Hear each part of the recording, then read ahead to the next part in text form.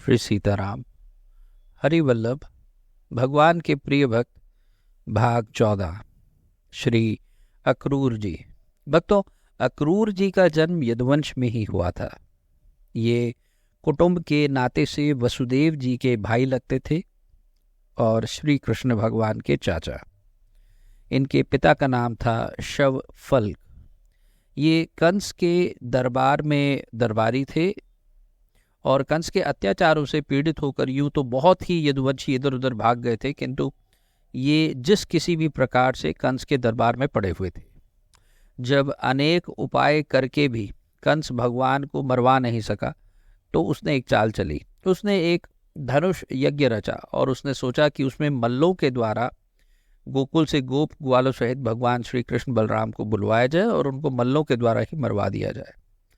उन्हें आदरपूर्वक बुलाने या लाने के लिए अक्रूर जी को भेजा गया। कंस की आज्ञा पाकर अक्रूर जी प्रसन्न हो गए, क्योंकि अक्रूर जी भगवान के दर्शन के लिए बहुत उत्कंठित थे। अब किसी न किसी प्रकार से भगवान के दर्शन करना ही चाहते थे और भगवान ने स्वतः ही ऐसी कृपा कर दी कि एक संयोग ऐसा जुटा दिया। जीव अपने पुरुषार्थ से प्रभु के दर्शन करना चाहे तो यह उसकी अनाधिकार चेष्टा है। कोटि जन्म में भी जीव उतनी पवित्रता, वैसी योग्यता प्राप्त नहीं कर सकता जिससे कि वह परात्पर प्रभु के सामने पुरुषार्थ के बल पर पहुंच सके। जब प्रभु ही अपनी अहेतुकी कृपा से जीव को अपने समीप बुलाना चाहे तभी जीव वहां जा सकता है। प्रभु ने अपने आप ही कृपा करके बैठे बैठे ही अक्रूर जी को अपने पास बुला लिया। अब प्रातःकाल मथुरा से वे रथ लेकर नंदगांव की ओर भगवान को लेने चले। रास्ते में अनेक प्रकार के मनोरथ करते जाते थे। वे सोचते थे कि आहा, उन पीताम्बरधारी बनवारी को मैं इन्हीं चक्षुओं से देखूंगा, उनके सुंदर मुखारबिंद को, घुंघराली काली काली अलकावली से युक्त सुकपोलों को निहारूंगा। वे जब मुझे अपने सुकोमल करकमलों से स्पर्श करेंगे, निश्चित ही मेरे समस्त शरीर में एक बिजली सी दौड़ जाएगी। वे मुझसे हंस हंस कर बातें करेंगे, मुझे पास बिठाएंगे, बार बार प्रेम पूर्वक चाचा चाचा कहेंगे। मेरे लिए यह कितने सुख की स्थिति होगी। इस प्रकार भांति भांति की कल्पनाएं करते हुए वे वृंदावन के समीप पहुंचे। वहां उन्होंने देखा कि वज्र, अंकुश, यव, ध्वजा आदि चिन्हों से विभूषित श्याम सुंदर के चरण चिन्ह है। बस फिर क्या था, वे उन घनश्याम चरण चिन्हों को देखते ही रथ से कूद पड़े और उनकी वंदना करके उस धूल में लौटने लगे। उन्हें उस धूल में लौटने में कितना सुख मिल रहा था, ये कहने की बात नहीं है।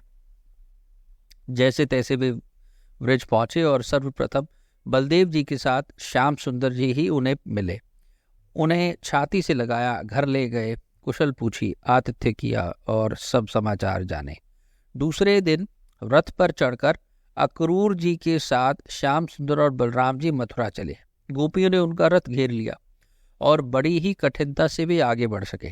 थोड़ी दूर चले, यमुना के किनारे अक्रूर जी ने नित्य कर्म करना चाहा तो वे स्नान के लिए जैसे ही यमुना जी में उन्होंने डुबकी लगाई तो उन्होंने भीतर एक चतुर्भुज श्री श्याम सुंदर का स्वरूप देखा। घबरा कर वे ऊपर आ गए। जब ऊपर आए तो उन्होंने दोनों भाइयों को रथ पर बैठे देखा। उन्होंने फिर डुबकी लगाई, उन्होंने वही मूर्ति भीतर देखी।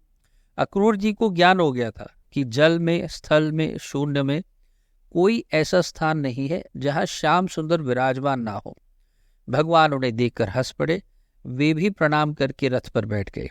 मथुरा पहुंचकर भगवान रथ पर से उतरे और बोले, हम अकेले ही पैदल जाएंगे।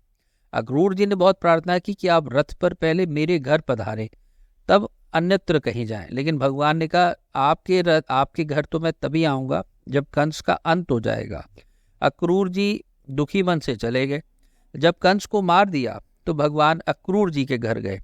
अब अक्रूर जी के आनंद का ठिकाना नहीं रहा। उनके दर्शन के लिए योगींद्र मुनींद्र हजारों लाखों वर्ष तपस्या करते हैं। वे स्वतः ही बिना प्रयास के घर पर पधार गए। अक्रूर जी ने उनकी विधिवत पूजा की और कोई आज्ञा चाही तो भगवान ने अक्रूर जी को अपना अंतरंग सुहृद समझकर यह आज्ञा दी कि आप हस्तिनापुर जाकर हमारी बुआ के लड़के यानी पांडवों के जो समाचार हैं वे आप ले आइए। हमने ऐसा सुना है कि धृतराष्ट्र उन्हें बहुत दुख देता है। भगवान की आज्ञा पाकर अक्रूर जी हस्तिनापुर गए और धृतराष्ट्र को सब प्रकार से समझाकर पांडवों के समाचार लेकर वे लौट आए। भगवान जब मथुरापुरी को त्याग कर द्वारका पधारे तब अक्रूर जी भी उनके साथ द्वारका चले गए। अक्रूर जी इतने पुण्यशील थे कि वे जहाँ रहते वहाँ खूब वर्षा होती, अकाल नहीं पड़ता, किसी प्रकार का कष्ट और महामारी आदि उपद्रव नहीं होता। एक बार वे जब किसी कारणवश द्वारका से चले गए थे तब द्वारका में दैविक और भौतिक दुखों से प्रजा को बहुत भारी मानसिक और शारीरिक कष्ट सहना पड़ा था। आखिर भगवान ने उनको ढूंढवाकर वापस बुलवाया। ये संबंध में भगवान श्री कृष्ण के चाचा होने पर भी उनके सच्चे भक्त थे। अंत में भगवान के साथ ही वे परम धाम को पधारे। भक्तों, एक बहुत ही सुंदर बात आई है इसमें, वो ये कि अक्रूर जी इतने पुण्यशील थे कि वे जहाँ रहते थे वहाँ खूब वर्षा होती थी और अकाल नहीं पड़ता था।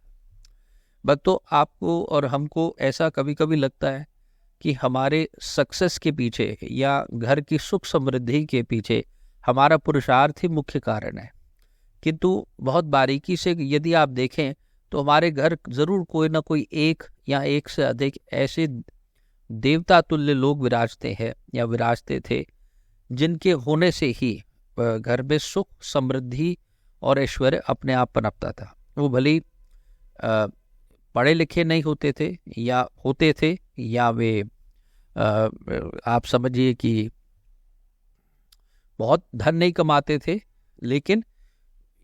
लेकिन उनके होने से ही घर पे सुख समृद्धि ऐश्वर्य स्वतः ही आ रहा था। और उनके जाने के बाद घर की हालत बहुत डाउन होनी शुरू हो जाती थी। तो कहने का अर्थ है कि खैर जो चले गए सो चले गए। यहाँ एक और बात है कि भगवान ने फिर अक्रूर जी को वापस ढूंढवा करके बुलवाया जब वे किसी कारणवश द्वारका से चले गए थे। कहने का अर्थ है कि यदि आपके घर में भी किसी प्रकार की सुख ऐश्वर्य समृद्धि यदि आपको लगता है कि खत्म हो गई किसी के जाने से, इस भक्तमाल को आप नित्य श्रवण करिए, क्योंकि आप जहाँ श्रवण करेंगे आप समझिए कि ये भक्तमाल जहाँ चलेगा वहाँ भक्तों की उपस्थिति अपने आप हो जाएगी। इसको सुनने के लिए सिर्फ आप ही नहीं, भगवान भी लालायित रहते हैं। आपको क्या लगता है कि योग निद्रा में भगवान नारायण किसका स्मरण कर रहे होते हैं? या आप ये समझिए कि भगवान सीताराम जी अपनी वार्तालाप में किनका चरित्र श्रवण करेंगे, क्या बातें करते होंगे? वे सिर्फ अपने भक्तों के ही चरित्रों को श्रवण करते हैं। इसलिए भक्तमाल जहाँ चलेगी, ये जो वीडियोस ऑडियोज आप सुन रहे हैं, ये जहाँ भी चलेंगे आप समझ लें कि भगवान की कृपा, भगवान की दृष्टि और भगवान की उपस्थिति वहाँ स्वतः ही हो जाएगी। और जो भी कमी है वहाँ भक्तों की उपस्थिति भी हो जाएगी, उनके पार्षदों की उपस्थिति भी हो जाएगी। और इस प्रकार घर के अंदर यदि कोई ऐसा देवतुल्य व्यक्ति जो कि अब नहीं है, तो उसकी कमी पूर्ति भी ये भक्तमाल ये करेगा। इसी शिक्षा के साथ मैं अपनी छोटी बुद्धि से आपको अपनी वाणी को विश्राम दूंगा। अगले भाग में हम सुदामा जी का चरित्र श्रवण करेंगे। तब तक के लिए जय जय श्री सीताराम, जय जय श्री सीताराम।